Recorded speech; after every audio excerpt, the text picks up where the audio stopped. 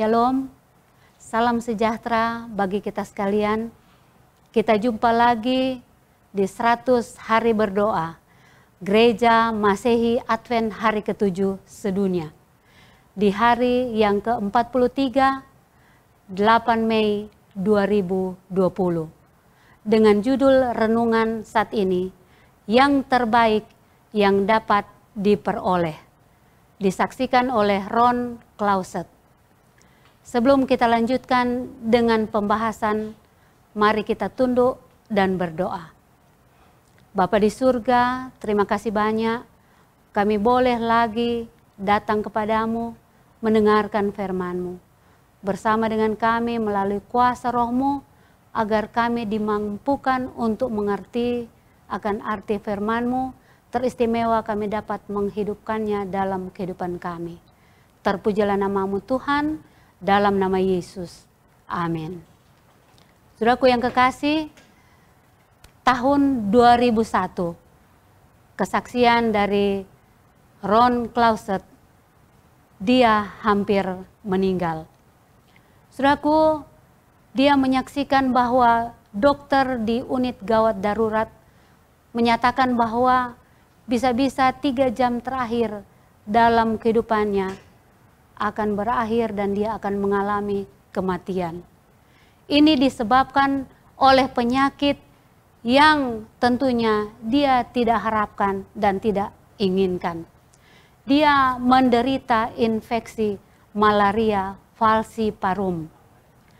Sementara dia saat itu menjalankan proyek penginjilan dengan mahasiswa-mahasiswanya di Afrika Barat. Dalam tubuhnya muncul gejala-gejala. Hanya dalam beberapa hari sebelum dia kembali ke Amerika Serikat, tempat di mana dia bekerja. Ron mengalami demam yang sangat tinggi. Dia mengalami dehidrasi. Dia mengalami sakit kepala yang tak tertahankan. Dia mengalami sakit yang membuat kapan saja dia bisa tak sadarkan diri. Dan bisa jadi dia juga boleh meninggal dunia karena penyakit tersebut. Saudaraku, ketika dia mengalami gejala dari penyakit tersebut, dia saat itu sedang bepergian untuk urusan gereja.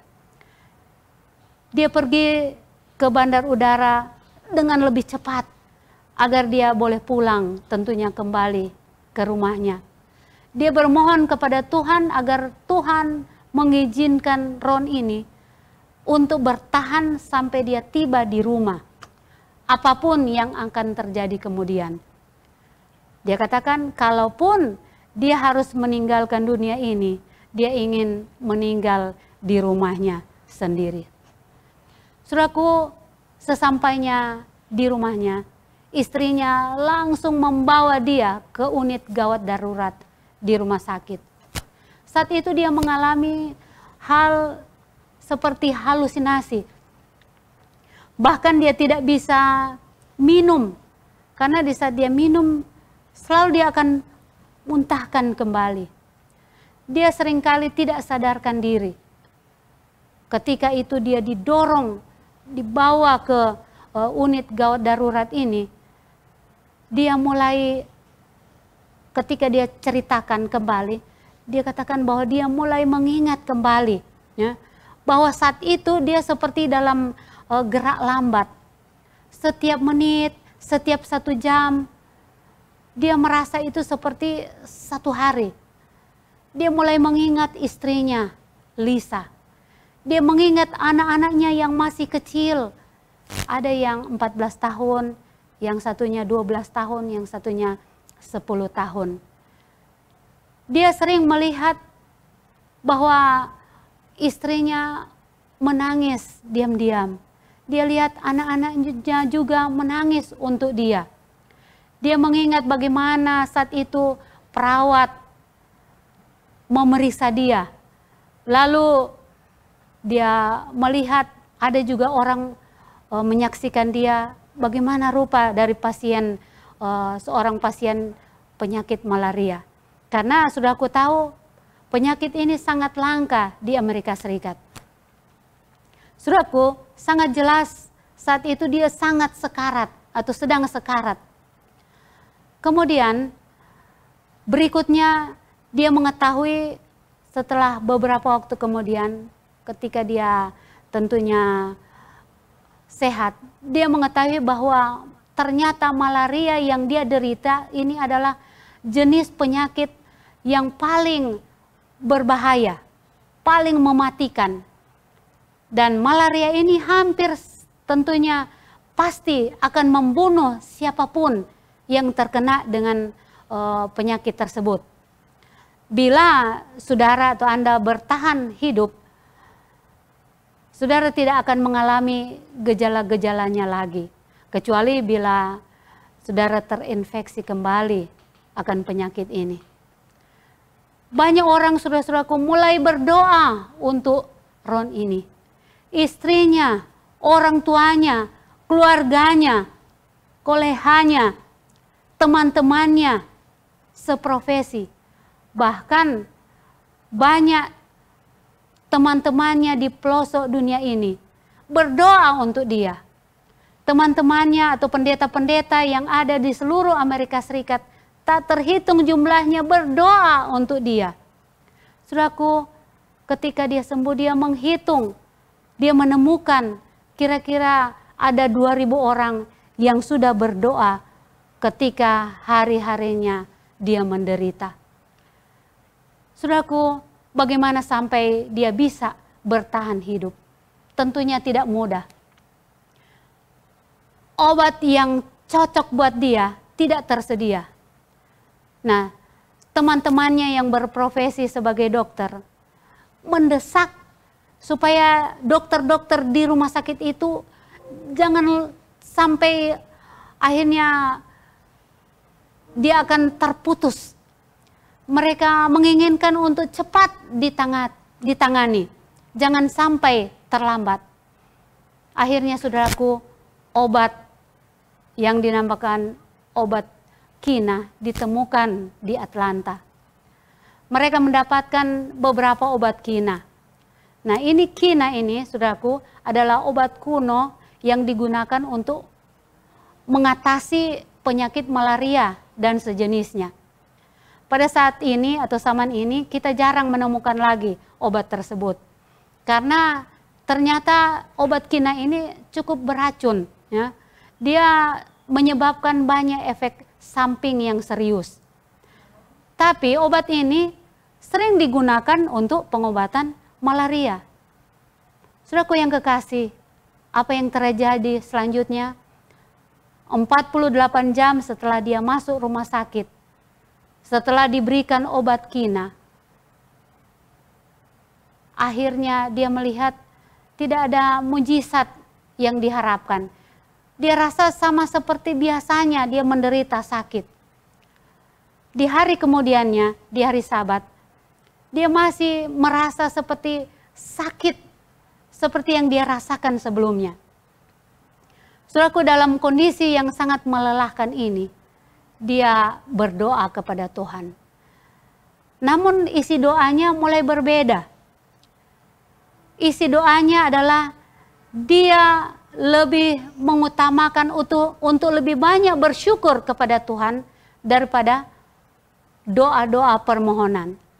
Dia akhirnya menyerahkan kehidupannya ke dalam tangan Tuhan.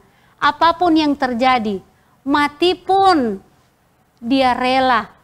Walaupun ada satu penyesalannya adalah dia kasihan seandainya bagaimana kalau dia meninggal, bagaimana dengan istrinya, bagaimana dengan anak-anaknya yang akhirnya tentunya tidak memiliki seorang ayah lagi. Tapi semuanya itu tentunya ada di tangan Tuhan. Dia memiliki kedamaian ketika dia berdoa seperti itu. Saudaraku, pada hari Sabat sore, rekan kerjanya di universitas dan juga gembala jemaatnya datang. Mereka datang lalu mengadakan upacara peminyakan, mendoakan dia sama seperti yang ada di dalam kitab suci Yakobus 5 ayat 13 sampai 15. Pada malam itu Lisa istrinya menemani dia sepanjang malam. Dia takut jangan-jangan ini adalah malam terakhir bagi dia. Saudaraku yang kekasih, keesokan harinya diceritakan ketika jam 5 pagi, seorang perawat datang untuk mengambil sampel darahnya. Dan ini pastinya dilakukan setiap hari bagi orang yang mengalami sakit seperti ini. 4 jam kemudian datang ini dokter spesialis ke dalam ruangannya. Untuk pertama kalinya, saudara Ron ini dia boleh duduk ketika dokter datang. Kemudian ada kabar gembira datang kepadanya. Dokter ini menyatakan bahwa mereka tidak menemukan lagi tanda malaria di dalam sistem tubuhnya. Nah, entah bagaimana penyakit ini akhirnya hilang. Dia mungkin menyatakan keterkejutannya karena obat kina ini sepertinya berjalan dengan baik, ya, sangat cepat efeknya.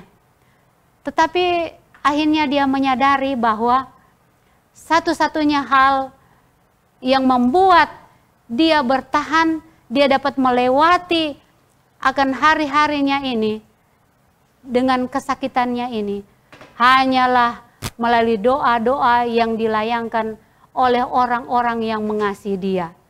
Dan orang-orang yang berdoa, orang-orang benar yang sudah berdoa bagi dia. Tuhan tentunya berkemurahan untuk menyembuhkannya. Dia percaya karena umatnya berdoa dan memohon kepadanya, Tuhan akan menjawabnya. Saudaraku, di dalam buku The Great Controversy halaman 525, di sana menyebutkan bahwa juru selamat yang berbelas kasihan yang sama hidup hari ini. Dan dia bersedia mendengarkan doa-doa penuh iman yang sementara berjalan di antara manusia. Merupakan bagian dari rencana Tuhan untuk memberikan kepada kita sebagai jawaban terhadap doa dengan iman yang tidak Ia berikan jika kita tidak memintanya. Saudaraku, Yesus sebenarnya tidak berkewajiban untuk menyembuhkan Ron. Yesus tidak berhutang apapun kepadanya. Dia yang berhutang segalanya kepada Tuhan. Dan tetap seperti itu sampai sekarang. Tetapi Allah itu sudah menyembuhkan Bapak ini atau saudara Ron. Saudaraku yang kekasih, tidak semua kasus penyakit yang mengancam nyawa berakhir dengan cara yang sama. Tetapi apapun hasilnya, Tuhan yang menyembuhkan itu adalah Tuhan yang sama. Ia dapat dipercaya dan kita dapat berterima kasih kepadanya, disembuhkan atau tidak disembuhkan. Karena Ia tidak pernah menjawab doa-doa kita dengan cara maksud saya yang membahayakan jiwa kita. Apapun yang kita terima kepadanya adalah hal yang terbaik yang dapat saudara dan saya peroleh. Mungkin ada hal yang boleh kita tanyakan di dalam diri kita atau di dalam hati kita saat ini. Pertanyaannya adalah, apakah saudara percaya bahwa Tuhan sanggup menyembuhkan segala macam penyakit, termasuk penyakit dosa? Pertanyaan selanjutnya, apakah hidup Anda benar di hadapan Tuhan hari ini?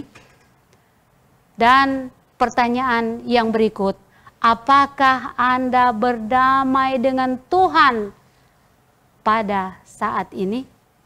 Itu pertanyaan yang mungkin boleh saudara dan saya renungkan pada saat ini. Sebagai tantangan bagi hati kita. Saudaraku, penyakit adalah bagian dari dunia yang rusak ini. Tidak ada seorang pun yang akan aman dari penyakit. Tetapi kita memiliki sebuah pilihan mengenai bagaimana kita dapat melewatinya. kita dapat bergantung kepada Tuhan dalam waktu yang sangat mendesak.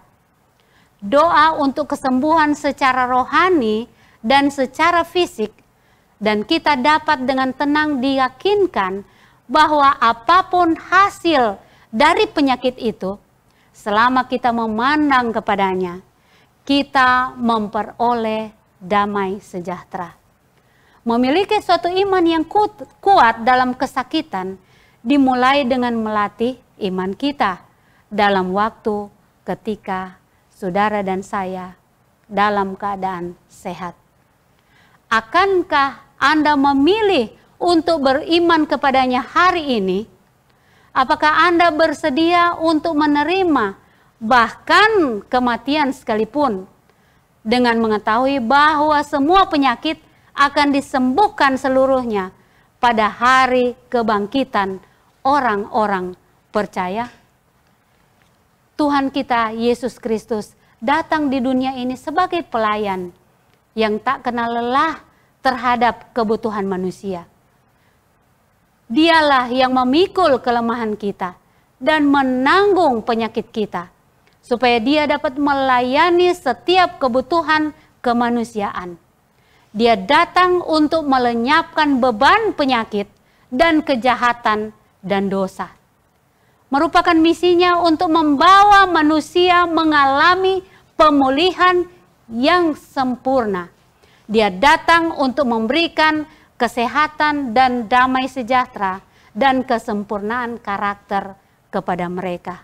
Ini dicatat di dalam buku Ministry of Healing halaman 17 atau Hidup yang Terbaik halaman yang ke-11. Saudaraku, ada kabar baik bagi kita saat ini. Kesaksian dari Britney dan Vanessa B menyatakan bahwa gereja kami mulai mengadakan pertemuan daring atau online setiap malam untuk berdoa.